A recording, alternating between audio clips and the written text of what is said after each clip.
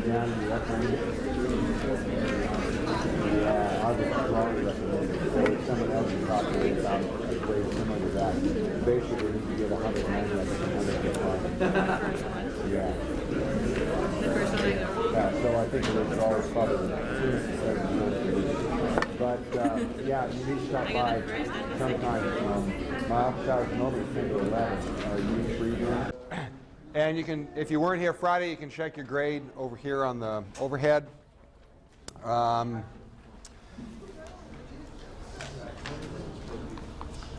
Again, if you're sort of in this F range, then you probably ought to be thinking about withdrawing from the class. I figured it out that some of the people who are at the low end of that F range are going to need to get in the area of 185 to 190 on the final exam, which is 200 points to pass the class. So that's not impossible, but given the grade so far, it's unlikely. All right, so you need to be aware of that. Everybody else, if you're in the D range, you can probably pull it out. And of course, if this is for Gen Ed only, then of course you do have D as being a passing grade. It's not the greatest thing for your GPA, but you know, if biology is not your big thing anyway, then you're okay.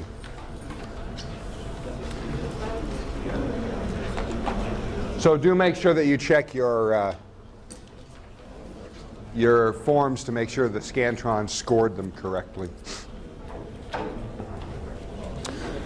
All right. I wanted to start out with a short review of monohybrid and dihybrid cross.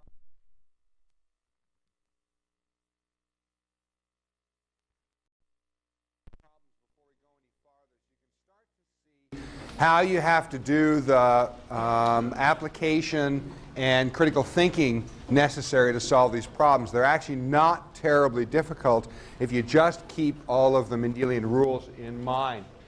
All right, so Mendel established, what we looked at was some basic crosses that Mendel did to establish the rules of inheritance.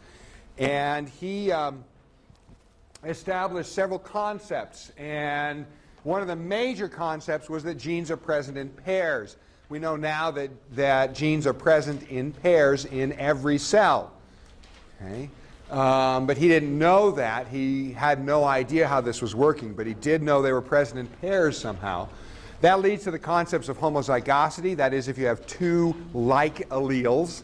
Heterozygosity, if you have two unlike alleles of a gene. And true breeding, the idea that in some strains that are homozygous for specific traits, the offspring always resemble the parents for a given characteristic. All right. He also established the fact that genes segregate. They separate from each other during gamete formation, forming egg and sperm. The result of that is that you get one copy of each gene in a sex cell, an egg or a sperm. You don't get both, except in abnormal situations. All right, so one copy of each gene. So that means that when a sperm and egg come back together again, you've reestablished the situation where you have two copies of each gene. Okay. He also established that traits segregate independently, separately from each other. That's what we did at the very end of the last period, where we were looking at the dihybrid crosses. That was the whole question that he was trying to answer. Do traits influence each other? Do they segregate together, or do they segregate or separate completely independently of each other? Mendel found that they separated independently of each other. Now, when we get down the road, we'll find that there are some modifications to that rule. They don't always separate independently of each other. But for Mendel's work, they did. And so he establishes this principle of segregation in independent assortment. All right, so if we review the monohybrid cross, here's our monohybrid cross showing phenotypes and genotypes. Remember, phenotype is the physical characteristics, okay, the descriptive characteristics. You can describe behavior, biochemical traits, physical characteristics. That's all part of the phenotype. If, however, you describe the alleles that the individual carries, that's genotype. So we're looking at genotypes here. And we have big P. These symbols are representing the alleles for the flower color gene, purple or white. So we have big P, and little p. Those individuals are homozygous. When we form gametes, we separate those genes so that each gamete gets one or the other. So each of these gametes gets one big P. Each of these gametes gets one little p. So when you cross these plants to each other, you end up getting individuals that are all heterozygous. Okay, they have dissimilar alleles. And these individuals were purple, right? Establishing the fact that purple flower color was dominant to white flower color. The trait that is dominant is the one that's expressed when you have dissimilar alleles. All right, so purple was dominant. When these segregate, then half the time you're going to get a big P, and half the time you're going to get a little p. It's like having just a big pool of gametes, sort of like marbles, and you reach in and you grab one. You've got a 50-50 chance that it's big P, and a 50-50 chance that it's little p. All right, so that's happening for both of the plants, the one producing eggs, the one producing sperm, or pollen. Okay, so what we do is we just look at all possible combinations that we get in the offspring. We can have big P, big P, little p's, and there's two ways to get those, and there's only one way to get a little p, which produces a phenotypic ratio of 3 purple, okay, these 3, to 1 white. Whereas the genotypic ratio, if we look at the genotypes that we have 1 big P to 2 big P, little p's to 1 little p. Okay, so phenotypic and genotypic ratios are things that we need to sort of keep track of. The reason these are purple, of course, these big P, little p's, is because purple's dominant. The dihybrid cross is quite a bit different. Right, here's our dihybrid cross where we're looking at round and yellow versus wrinkled green seeds. If these are from true breeding strains, then they are homozygous for both of those traits. Now you have to be careful when you're looking at segregation in these dihybrids, because you have to remember that each gamete gets one or the other copy of a gene, but we have to have an R and a Y in there. All right, so these plants can only produce big R, big Y gametes. These produce little r, little y's. So when we cross those two, we get this individual, which is heterozygous for both of those genes. Okay. Now, you just apply Mendel's rules of segregation to the gametes that these plants produce. Okay, you have to have an R, you have to have a Y. Beyond that, Mendel's rule of independent assortment tells us that it could be any combination of R and Y. So we could have a big R, big Y. We've got that there. We could have a little r, big Y, big R, little y, or little r, little y. Mendel's rules tell us that all what you're basically doing is saying, well, I got a 50-50 chance of pulling out a big R versus a little r. You've got a 50-50 chance of pulling out a big Y versus a little y. So the overall probability, and we'll look at this a little bit later, probably today or maybe tomorrow, Wednesday. The ultimate probability of that is that you got a 1/4 chance of getting, say, the big R or big Y. So we got 4 possibilities. Each one of them is equally likely, so each one has a 1/4 probability. When you figure all of those combinations out in this square, you find that there's 9 times out of 16 you get yellow round for the phenotype. 3 times out of 16 you get green round, 3/16 yellow wrinkled, and then 1/16 green wrinkled. Okay, those ratios establish that, in fact, Mendel was right. These traits were assorting or separating independently of each other. They had no influence on each other in terms of how they segregated in gametes. Okay, so in monohybrid crosses you see 3-to-1 phenotypic ratios. In dihybrid crosses you see 9-to-3 to 3-to-1 ratios. In addition, the fact that these are separating independently of each other, the R's and the Y's, means we can treat them separately. You could look at this cross as if it was a big R, little r cross, and then you're sort of sticking a big Y, little y cross on top of it. You can look at those completely independently. All right, so those are the rules that Mendel has established. What I'd like to do now is start looking at some problems, and we're going to do this over the course of the rest of the term as we look at additional concepts in genetics. Okay, so the first problem is this one. We've got a trait in flies called dark, and it causes a very dark body color. Right? The normal wild-type body color is tan. So there's three questions here, and what I'd like you to do is sort of work with the people that you're sitting next to and try and figure out answers to these three questions. And I'll give you about 5-7 minutes to do it. It shouldn't take too much longer than that. All right, so see if you can figure out some answers, and then we'll go through the answers and see how close you came.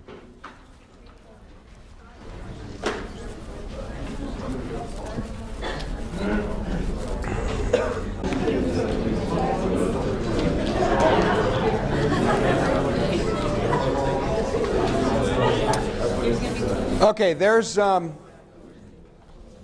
this first question, how would you determine if dark was recessive or dominant? Hopefully you'll just apply what you saw in Mendelian monohybrid crosses.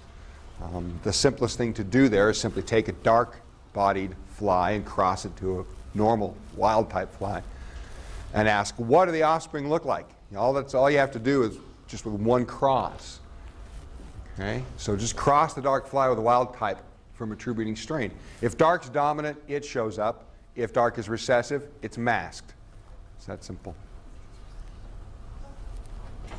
Okay. All right, so now if dark is recessive and you do this cross between a dark fly and a wild type from a true breeding strain to the F2, right, then what you do is you simply expect the same kind of thing that Mendel saw with monohybrid crosses. Okay, you'd expect the F1s to all be wild type because wild type is dominant. Okay, so what you should do is diagram this. I'm going to let big D and little d be the alleles of this body color gene. There's the parents, big D crossed with little d, little d. They're from true breeding strains. That means they're homozygous. Whenever you see true breeding, think homozygous. Whether it's homozygous for the dominant trait or homozygous for the recessive trait, doesn't matter. Just think homozygous. All right, so there's the parents. If you cross those, then the F1s are all big D, little d. The reason is because the big D individuals can only produce big D gametes. The little d's only produce little d gametes. You cross those two, you produce the offspring, and the offspring are heterozygous. They have a big D and a little d. All right, so if you're crossing them, that's the cross of big D, little d with big D, little d. And there's a classic monohybrid Mendelian cross. So you expect this. The F2s, the genotypic ratio would be 1/4 big D, 1/2 big D, little d, 1/4 little d, little d. It's the same thing as you saw in the slide a couple of slides back where you saw the purple versus white. You had big P, big P. That was 1/4 of the offspring. Half the offspring were big P, little p, and the other fourth were little p, little p. All right, same thing's happening here. So you're going to expect a 3-to-1 phenotypic ratio. 3/4 wild type, 1/4 dark. Okay, your answer for part C, your answer to B would in fact change if you knew that the wild type fly had a dark parent. Because if it did, then you know it's heterozygous. Okay? If it's showing wild type, the dominant phenotype, then you know that it came from a cross of a dark-bodied individual and a wild-type individual, since you're told that one of the parents was dark. The only thing the other parent could have been was wild-type. So you know that that individual is heterozygous. Okay? So if that's the parent, then the parents change here. They're not big D, and little d, little d. They're big D, little d, crossed with little d, little d. Okay, so the cross now is big D little d with little d little d. That produces a 1-to-1 ratio. 1/2 big D little d's, 1/2 little d little d's. All right, think about what's happening here. You can either get a big D gamete from the big D or a little d gamete. Okay? Here you only get little d gametes. So your only possible combinations are big D with little d, either little d, or little d with either of these little d's. Okay? So there's only two possible offspring phenotype or genotypes, big D little d and little d little d. So that's why you get that 1-to-1 ratio. Okay? You see the kinds of critical thinking things you have to do here. First you have to figure out, okay, if dark is recessive, how does that figure in a monohybrid cross? And then I threw you a loop and I said, okay, now you've got to think about the genotypes of the parents of the flies that were crossing up here. Right? What were they? You've got to figure that out and then apply that to solving the question. Okay? So it's all a matter of remembering the crosses and figuring out how they work. All right, another problem. Any questions with that one, first of all, before we go on? Right, it's absolutely critical that you have a good understanding of monohybrid crosses before we jump into dihybrids. Wait, homozygous is a true breeding? Yes. If I refer to a true breeding strain is homozygous for that given trait. Okay, they might be heterozygous for a bunch of other traits, but for the one I'm referring to, like purple flowers, they're homozygous. They could be homozygous dominant, in which case they'd have purple flowers. They could be homozygous recessive, in which case they have white flowers. But they're homozygous. And their offspring will be heterozygous? Only if you cross them to a strain that has a different genotype. If I took a big D, and crossed it with another big D, I just get big D's out. Right? So only if I say crossed a big D with a little d would I get heterozygotes in the next generation. But F2 in B, is that homozygous or heterozygous? No, the F2s, the question is, are the F2s homozygous or heterozygous? Well, they're both. They're different genotypes. The big D and little d's that come out in the F2, those are homozygous. The big D little d's are heterozygous because they have dissimilar alleles. Okay? Any other questions? Okay. On to the next problem. Albinism. You may be familiar with albinism. It's actually a fairly common trait in some populations. There are Hopi Indian populations, for example, really get hit with albinism quite a bit. It's easy to spot. Individuals have no pigmentation whatsoever. Their hair is white. Their eyes are pink, because you're seeing the blood vessels behind the eye. There's no skin pigmentation, so they're extremely fair. They burn really easily. And it's a recessive trait, which means you have to be homozygous for that recessive allele to show it. All right, so here's the situations. For each of these two families, what you need to do is figure out the genotypes of the parents and of the offspring. And again, I'll give you about 5 minutes to figure this out. Yes? By normal, does it mean that the parents are homozygous? No. Well, no, you cannot make that assumption. Normal means phenotypic. Okay? Whenever you see that written like this, I'm saying normal, that refers to phenotype. If I'd have said, say, big A, little a, then I'd be referring to genotype. So you can't necessarily make that assumption. All right, so go ahead and figure these out. Shouldn't take. In this first one, we see that these individuals, they're normal. They have 5 children. 4 of them are normal, and one of them is albino. Right? So we know something immediately about the parents' genotypes. They're heterozygous. They have to be, right? Because you're getting segregation of the albino trait. Right? So those parents are heterozygous. We know also that the albino individual is homozygous recessive because you're told that it's a recessive trait. And if that individual had a dominant allele, they'd be normal. Okay? But the question is, can we know for sure the genotypes of the normal children?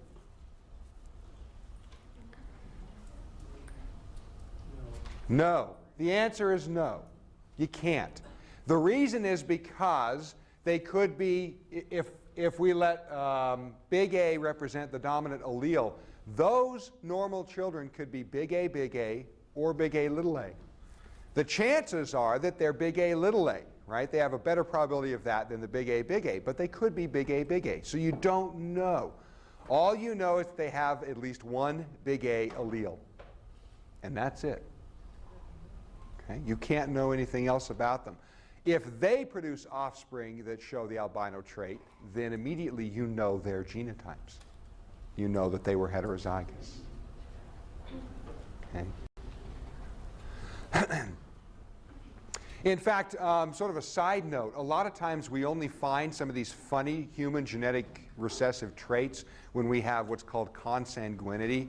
You have matings between genetic relatives, first cousins, that sort of thing, because they're more genetically related to each other, and so they have a higher chance of producing homozygous offspring.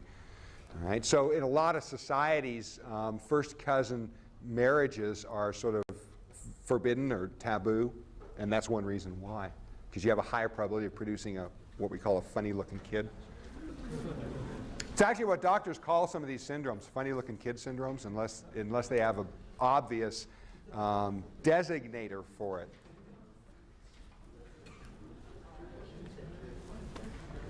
All right, part B. You've got a normal individual reproducing with an albino individual, and you get a 1-to-1 ratio of albino to normal.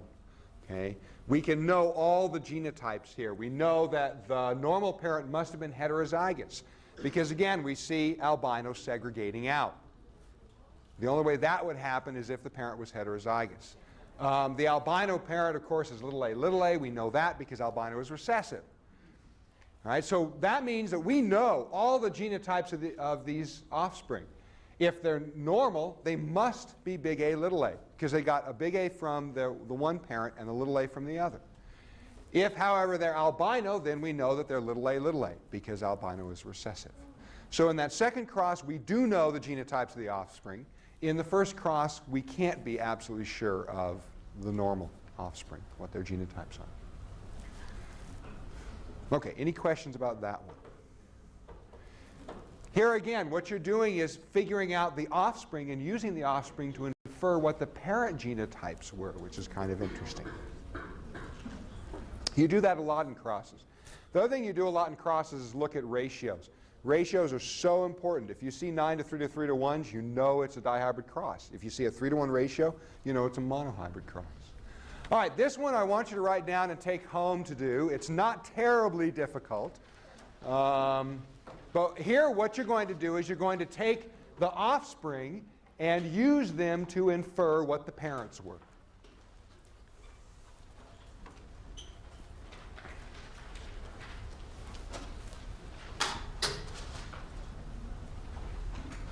Everybody got that written down? Okay, good.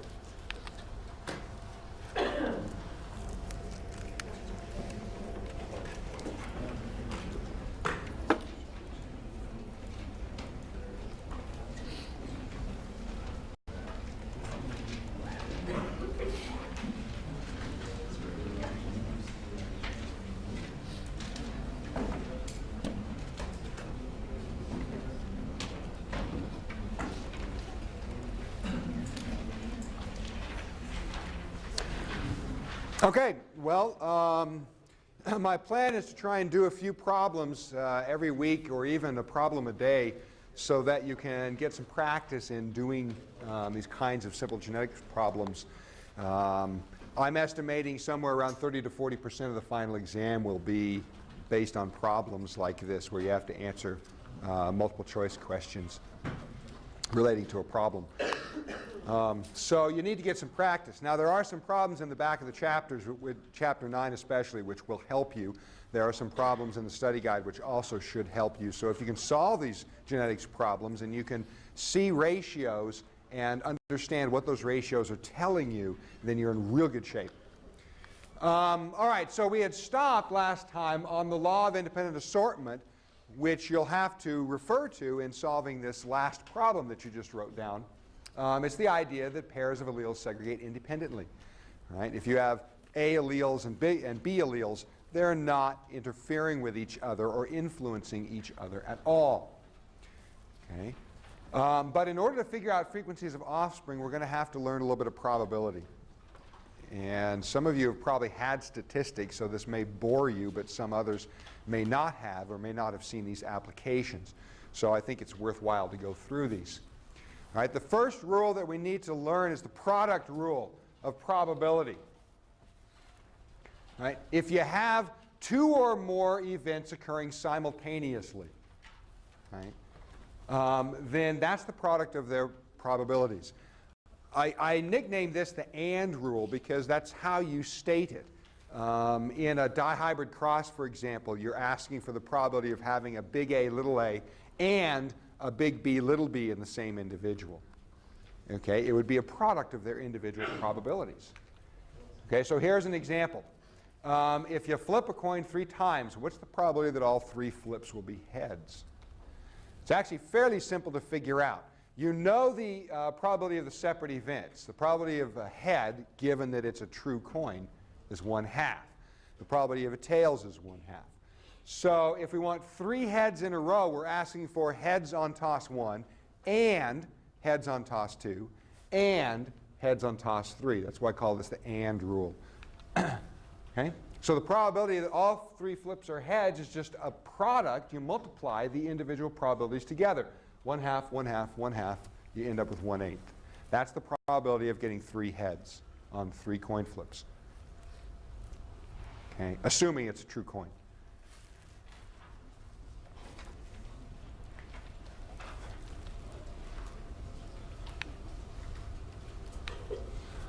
Okay? There's another rule we need to use, which is called the sum rule.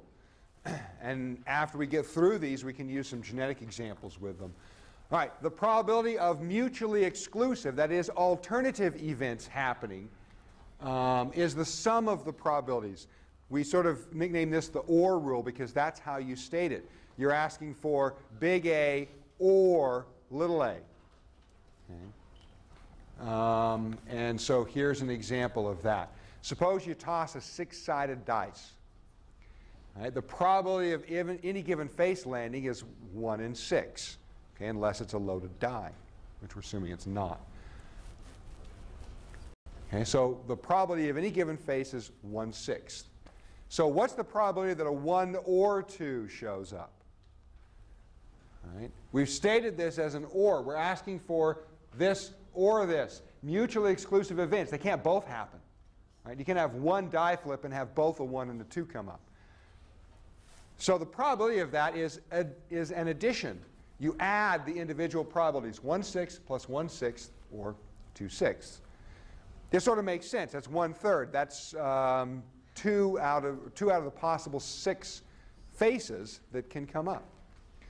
Right? What if you take 2 6-sided dice and you toss them and you ask, what's the probability of having a 7?